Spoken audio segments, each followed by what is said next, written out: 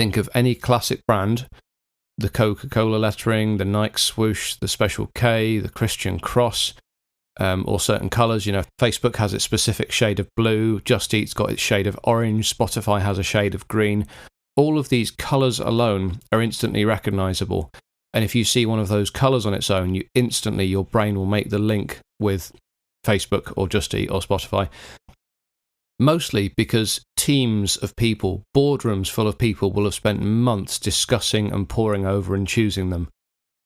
As you get your brand out there, your logo and the associated branding will need to trigger the same responses in people once they start to recognise you.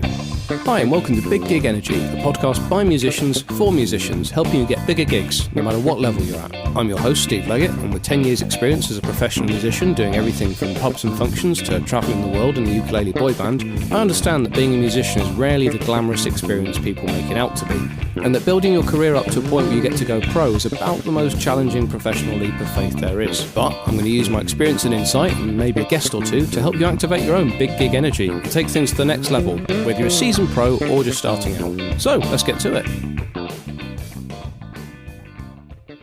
Well, hello there, and welcome to episode 4 of Big Gig Energy, the podcast. This is a musician's guide to branding and marketing, 7 essentials that you must nail. People love lists at the moment, so, going for another list episode. Hooray! Hopefully the algorithm and people in general will appreciate that. In the last episode, we talked about getting your product nailed. That is, getting your band and your live shows on point. The actual live shows, your gigs themselves. They're your product. They've got to be perfect. It's in episode 3. Check it out if you haven't already. And we touched on a universal truth that your band, or your act if you're a solo act, is your brand. And that getting your branding nailed is critical to having any kind of success. Which leads us to tip number 1. Get your branding right. Your band is your brand, and for marketing to have any effect, your branding will need to be spot on. This must include a recognisable logo, a house style, and it needs to be appropriate and relevant to the music you play. In other words, it needs to complement your product, as discussed in episode 3. Spend some time selecting a font, coming up with a logo, basic colour palette, certain specific colours which will represent your brand, and make a note of there's usually a number and letter code for them. I think 6 digits is the norm. And just develop a general sort of house style. This is so important because it's the kind of thing that fans and clients are going to associate with you. And when they see those colours out of context, they're going to think of you as well, if you get it right. For this, I've put together 3 R's. Rudimentary, keep it simple, keep it basic. Complicated equals forgettable. Keep it recognisable. Think of any classic brand, the Coca-Cola lettering, the Nike swoosh, the Special K, the Christian cross, or certain colours. Facebook has its specific shade of blue, Just Eat's got its shade of orange, Spotify has a shade of green. All of these colours alone are instantly recognisable. And if you see one of those colours on its own, your brain will make the link with Facebook or Just Eat or Spotify. Mostly because teams of people, boardrooms full of people, will have spent months discussing and poring over and choosing them. As you get your brand out there, your logo and the associated branding will need to trigger the same responses in people once they start to recognise you. So we've had rudimentary and we've had recognisable. The third R is relevant. If you're in a Norwegian super black metal band, then Barbie pink cursive lettering is probably not appropriate. But for Barbie, the brand, the font and that shade of pink encapsulates what it's all about. So it suits it fine, and it tells people a lot about what they're buying before they know it's a doll. It gives them an idea of the vibe already. Some of the best brands will tell you everything you need to know about the product, or at least complement it by association the moment you see their logo and their general branding/house style. Tip number 2 is do social media the right way. Firstly, you've got to think carefully about which platforms you want to engage with. They come and they go, and sometimes it can feel difficult to know where to invest your time. I remember there was one when I first started with Ukebox, and it was short videos, and I can't remember what it was called. It wasn't Snapchat. But the fact that I can't remember what it was called says an awful lot about the success of that platform and the time that we invested in trying to work out how to do it although it sort of ended up leading to TikTok and it's kind of linked to Snapchat as well, it still shows that some of them can be a flash in the pan. So you've got to decide very carefully which ones you're going to actually bother engaging on. Generally, at time of recording, Facebook is probably best if your audience are primarily over 40. TikTok is probably best if they're primarily under 30. And Instagram is sort of the in-between best one, which features people from both camps and sort of the gap in between people in their 30s. Although by the time this goes out, that could well have changed. So the best advice I can give is research what the current main social media sites are. And then once you choose to engage with them and set up your branding on each one, just tailor your content to each specific site. So, Instagram has its Reels, but it's primarily a photo sharing website, or at least it should be. So focus on photos and Reels for that. Whereas Snapchat, obviously, do more off the cuff, random, average daily life type. Just play to what each site requires, and the algorithm of the site will reward you. And if a site tries to bring out a new thing, so like I personally hate Instagram Reels, but when Instagram first brought them out, the platform and the algorithm rewarded the heck out of anybody that bothered to do them, because obviously they wanted to push them forward. So if a site tries a new thing, make a point of jumping on it as soon as you can, and you will be rewarded in the algorithm, which will mean eyes on you and increase the chance of going viral or just generally being recognised by more people and getting more eyes on who you are and more eyes on your brand and more eyes on what you do generally. But yeah, as a rule, avoid just posting the same content to everything. If you have 3 or 4 different platforms, if you post the same thing to everyone, it's going to lose you followers, because a lot of people are on multiple different platforms as well. And if they're seeing the exact same content on every single one, they're going to unfollow you on all but one of them, if they don't just get rid of you altogether. But conversely, if people follow you on multiple platforms and you're doing different things on each one, it can be a great way of showing different sides of your personality and your branding and what you do all at the same time. So it can be very beneficial to be showing these different sides of yourself on these different platforms as and when. Don't forget that your profile/grid will act as a bit of a shop window, a bit of a CV. So even if an individual post doesn't get as much traction, it can come in handy down the line, because if somebody decides they're going to do their due diligence on you and do a bit of research and see what you're about, they're going to see this content, and if it's good quality, it's not going to necessarily matter that it's not got thousands of likes. But make sure you stay relevant, and for heaven's sake, don't just shitpost to play the algorithm. Don't be that douchebag that posts an image with text on it to the effect of, like this post if you enjoy breathing air, or comment below if you don't want your best friend to die in a plane crash. It's just goddamn lazy and irrelevant, and it adds nothing to your brand or people's perception of you. If anything, people are going to see it and go, what a bellend, like, have they got nothing better to say? It's just not a good look. It might bring you some short-term engagement, but it's not going to help you in the long run at all. So just don't be that guy. Also, on a similar note, on a similar vein, if you're going to be that guy that uses your band profile to comment on posts by other bigger bands whose fans you want to poach, make sure your engagement of this nature is relevant to the post you're commenting on. Don't just comment a fire emoji or be that whopper that commented on every single one of Kanye's posts when he was on Instagram with a copy-pasted, yay to goat, no cap. Just keep your engagement relevant. And if you do that right, it can be mutually beneficial and it can be a good way of playing the algorithm. But if you get it wrong and you do it in an irrelevant matter, it just makes you look desperate. It's sad. People are going to pity you. They're not going to think, oh yeah, this is somebody I want to check out. They're just going to go, oh my God, is this person so successful that they've got time to be commenting on literally every single... Because that's the other thing, is people, if you comment on loads of different bands similar to yourself, the same thing on every single one, odds are, if you do have a target market, they're going to follow a lot of the same bands as well. They're going to see you commenting the same shit on every single one of the bands they already like. And then again, they're just going to think, well, this is just somebody desperately trying to market and trying to play the algorithm and not succeeding. Whereas if they see you putting something relevant and pertinent and basically abiding by Grice's maxims, then they're more likely to come away and go, right, okay, they've piqued my interest. I will click on their page and see who they are, and not just to hate on you. Now, a painful and a necessary part of dealing with social media is that when you get to a point, and usually this is the sign you're starting to get somewhere, sign that you're starting to reach a kind of success is when you start getting haters and you start getting trolls and people posting nasty stuff on your things. It's going to happen when you reach a certain point. And to be honest, it's a badge of success. If you get somebody commenting on something you post saying, that's shit, or you're shit, or something to that effect, yeah, it's a sign you're starting to get somewhere. So, first of all, if that happens, well done. But make sure, if you're going to engage with it, make sure you stay playful. If you engage well with this stuff, it can be great for PR and your engagement stats and your reach, because obviously every comment on a post helps increase its reach. Because the algorithm thinks, oh, well, people are commenting on that, so it must be good, so I'll push it further.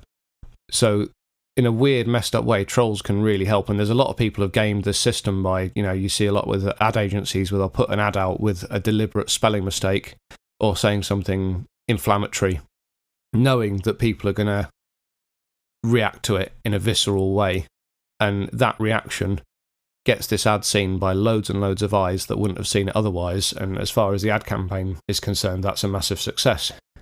So engaging with these people, it can be worth doing.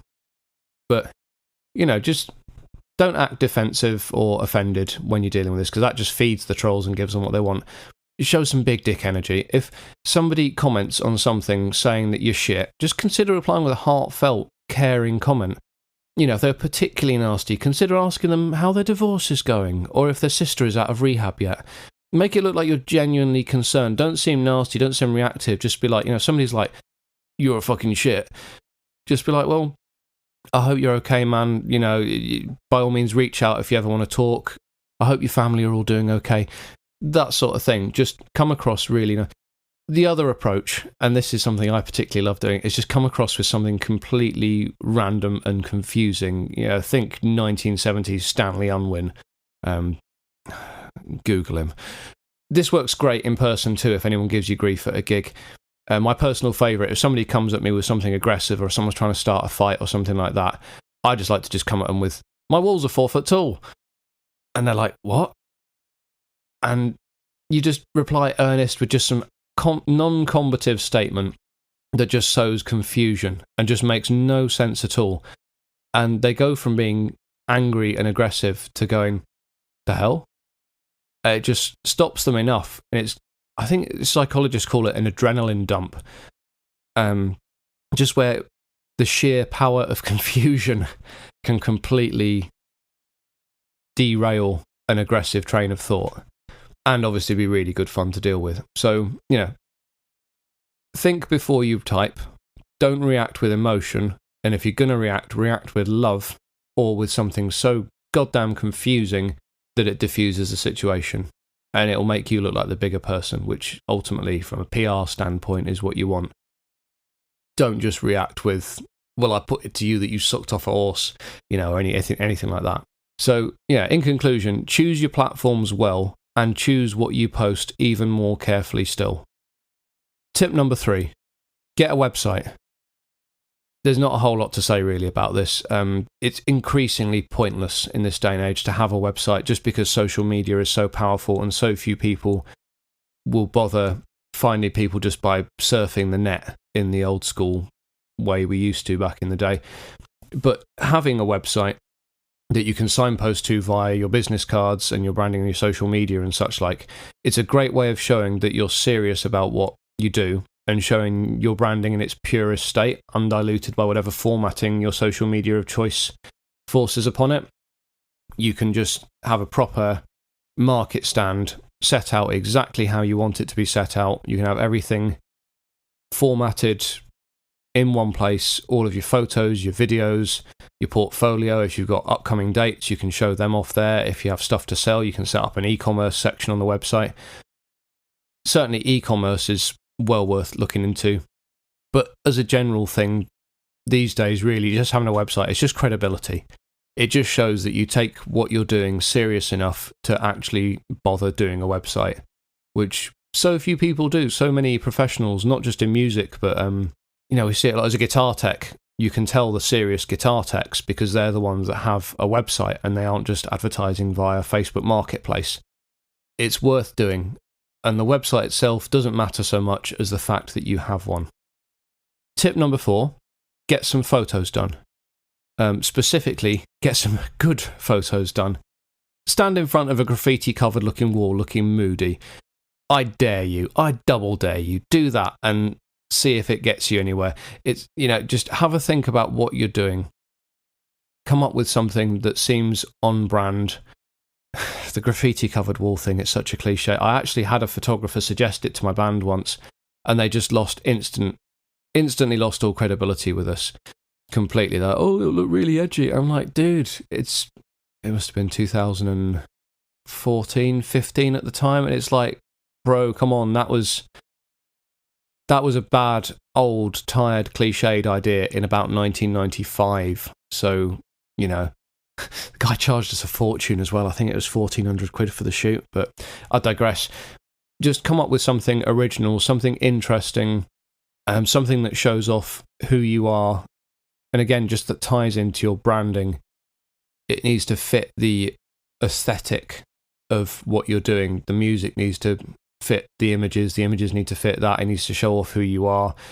Just aim for quality, and something shows off your overall vibe. Even in terms of keeping things classy, just a blank studio backdrop and some good lighting, and then you in your sort of whatever your band look is, outfits with or without instruments, that can look really good if you get it done right. Find a photographer who doesn't just have a good camera but also has a good eye. Look at their portfolio and choose someone that shares your vision and creates images that you like. Have a stalk through their Instagram and their website. If they've got a website, you'll know they're more serious. See point 3 above. Swerve the guys that take pictures of babies in shopping centres, or people that used to work on the cabaret circuit, that sort of thing. You need somebody that's got their finger on the pulse a little bit. On the subject of film versus digital, as someone that shoots both, I'd say film is amazing, but a decent digital photographer will be able to make a digital shot look exactly like film, but it wouldn't work the other way around. And digital offers so much more flexibility when it comes down to editing. It's so much cheaper to work with, and it's generally a much safer option. You can look at shots on the fly while you're there, and if you realise by accident that something looks good, then you can explore that a bit more. It's just, it's much more flexible and it's much more safe, and you're more likely to come, particularly if you're paying for the session, you want to come away with some shots you can actually use. And with film, it's just a little bit risky. So if you're on the fence, err on the side of digital. Tip number 5, sort out some videos and a show reel. Videos are really useful. I'm talking like a clip of you guys playing one song all the way through, start to finish, or a music video if you're in the originals scene.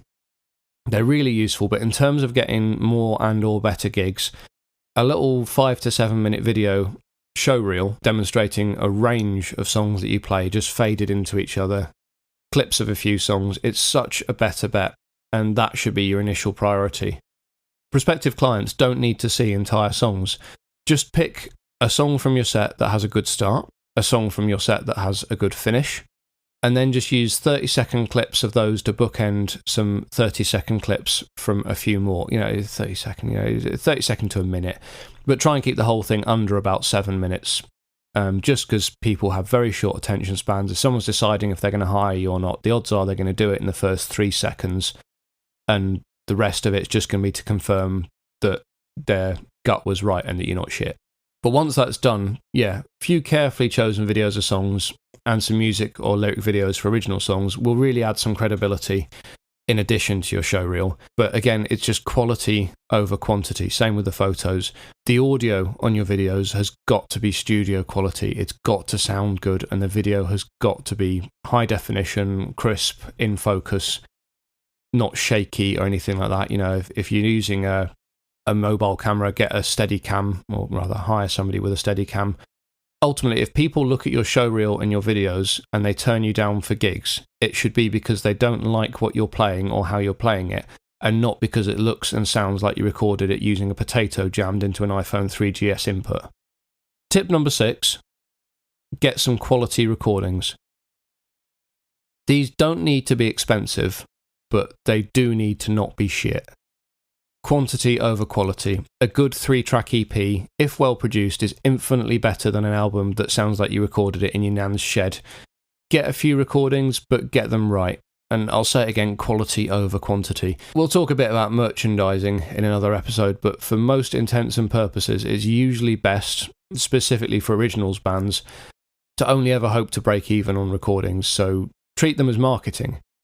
Appearing on Spotify and finding a way onto recommended playlists, it will give you credibility, but also it's the best way to be found these days. You know, Spotify, YouTube to a lesser extent as well. Any new music I've discovered in the last year has been through YouTube or through Spotify. If you put an album on, when the album finishes, Spotify auto plays with similar stuff. I found some amazing bands through that. I can't believe how well the algorithm has known what I'd be into.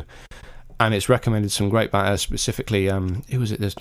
Cannons is a big one I discovered this year. They've got a song called Hurricane. It's amazing. Came on after, might have been Metronomy or something. And it was brilliant. And I'm glad I came across it. And that was only because they were on Spotify. They've not even done a physical release, I don't think, at time of recording of their album. But I came across it via a Spotify recommendation. So in terms of them having recorded the album, in terms of marketing, they've got someone in Manchester now listening to their stuff, and I've shown it to a few people who've also liked it, and it's spread, all because it's on Spotify, and because it's a good sounding recording.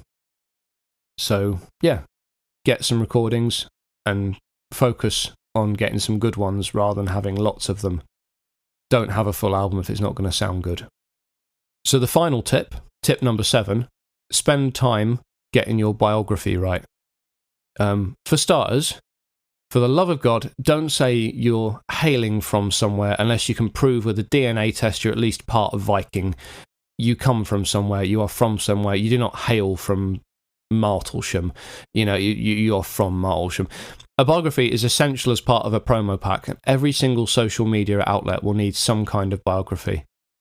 It only needs to be a short paragraph and just needs to explain who you are, where you're from, how long you've been going, the kind of stuff you play. It's tricky to get it right. It's a bit like the opening statement on a CV, or, like the writing bit you do on a dating profile. So just spend some time getting it nice and snappy. Just like a dating profile, less is usually more. Don't give them your life story. Just get people interested and give enough answers to the immediate questions people will have that they feel you're not holding stuff back. I guess answer the questions you'd want to hear answered if you were just checking them out for the first time. Let's say at this point you've seen the name and you've seen the photo and you're now looking at the bio to find out more. Answer the questions that people will have at that point. Spend some time on it. It's a faff and there's no right or wrong answer, but you'll know when you've got it right. And it will be worth having got it right. So there we are, really. 7 essential tips for branding and marketing as a band or musician. We've got get your branding right, do social media the right way, get a website, get some photos done, get some recordings done, get some videos done, and get a biography. If your band are missing any of these things and wondering why you've hit a bit of a ceiling or why things aren't quite getting off the ground or just want to progress in general, have another listen through this podcast and make some notes. And let me know how you get on once you've got all of this in place. I promise you, I assure you, it will make a world of difference to have all of these things taken care of to the right standard. And if you have them already, look at them again and see if they could be improved. The recordings you did a couple of years ago, maybe it's time for new ones that sound better, because you can always, no matter how good they are, you can always improve on all of these things. Your website can always be better. Your photos can always be better. Your recordings can always be better. You can always do more and better videos. Video technology is coming along at such a rate at the moment. Even if you use the best possible equipment, in a couple of years, it's going to look fairly obsolete compared to modern, much cheaper solutions. So take it all seriously, look into it all, and you will come on leaps and bounds as a result. People's perception of you. Because at the end of the day, branding and marketing, it's about perceptions. It's about building up an idea in your fans' heads of what you represent, the quality that you embody. And if you get it right and people associate you with quality and take you seriously as a result of getting these things right, it all pays for itself. And that's how you can spread, really, how you can get your name out there, get the band out there, get your music out there, and get more and better gigs, which is what this is all about at the end of the day. So, thanks for listening. Next time we'll be looking at promo packs and merchandising. See you then. Thanks for listening to this episode of the Big Gig Energy podcast. This is the bit where I'm obliged to fish for engagement and stuff, so you can find me on Instagram as Big Gig Energy, that's BIGGIGENERGY, or you can get in touch via email at biggigenergy@gmail.com. I'll link anything relevant in the show notes below, but otherwise, if you've had any thoughts on this episode or would be interested in some one-to-one coaching for yourself and or your band, feel free to get in touch. Otherwise, do all the usual social media stuff, I guess, and let's keep the discussion going. Many thanks as ever to all my supporters and collaborators, and as always, best of luck with your next big gig.